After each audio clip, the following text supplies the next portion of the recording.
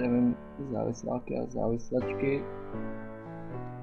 V minulém vlogu jsem mluvil o tom, že mi umřel strejda a ještě o pár dalších věcech. A v tomhle vlogu vlastně dneska na to musím říct, nebo myslel jsem se, že to řeknu a vyjádřím tím soustrast rodinám, že umřeli 4 lidi, který znám při autonehodě a 5. člověk bojuje o život v nemocnici. Doufám, že se z toho dostane. Nebudu říkat celý jméno, ale tak třeba prostě jenom křestní. Ale to je příšerný úplně. Ještě v sobotu jsem 2 z těch lidí viděl. Vlastně vybudovali se tam 4 kluci a 1 holka. Jeden kluk ještě bojuje teda na život, no, nemocnici. To byl můj bývalý spolužák ze základky.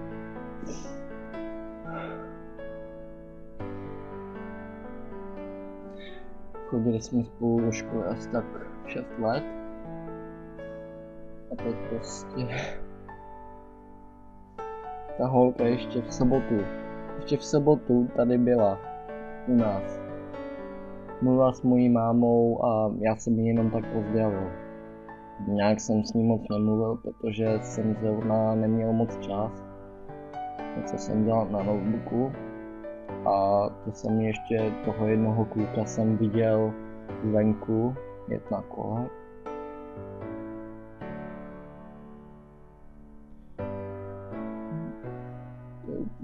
Prostě to je příšerný, jak se tohle může stát. Prostě 5 mladých lidí se jen tak vyboujá a 4 z nich už prostě nikdy neuvidím.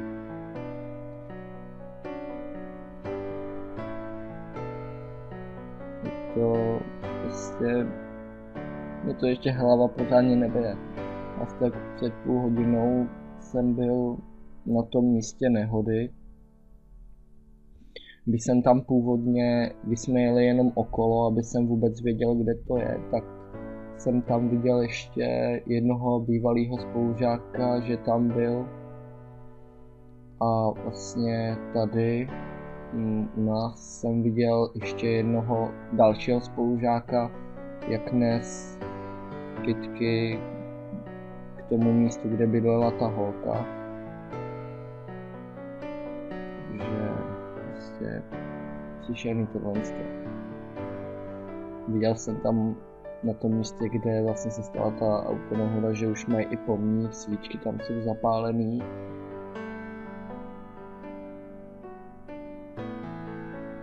Je tam i na stromě, tam visí jedna fotka.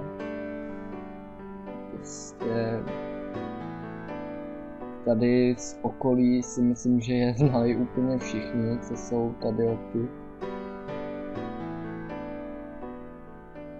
Já jsem dřív vlastně bydlel v Řivčicích, to bylo dřív, pak jsem se přestěhoval a pak jsem se znova přestěhoval, takže teď bydlím ještě někde jinde než předtím.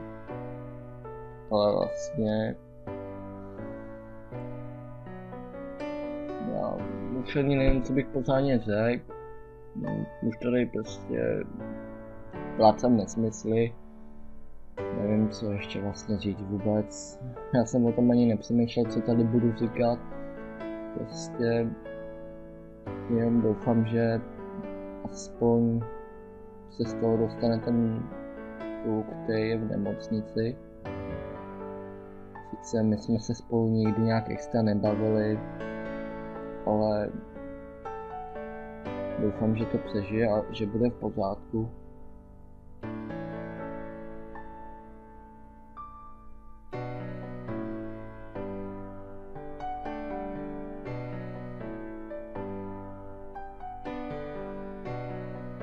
Já si nedokážu vůbec představit, že už ty lidi vlastně nikdy neuvidím.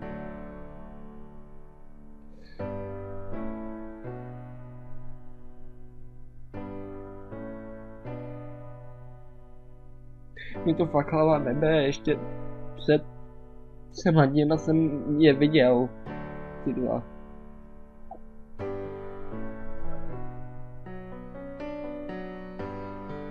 Já se omlouvám, já tenhle vlog teda už ukončím.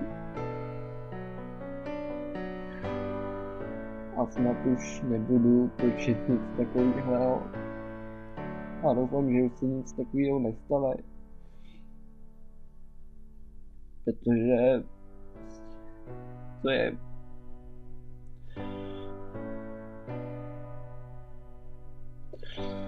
Já se omlouvám, já asi jsem tohle ani neměl točit.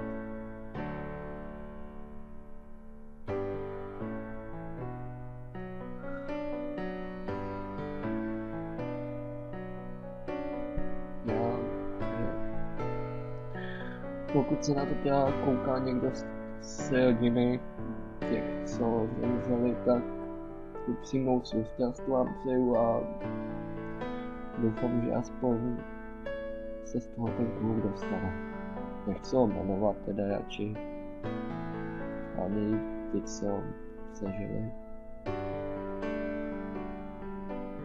Já věřím na posmrtný život, takže věřím, že to s nimi ještě někdy uvidím.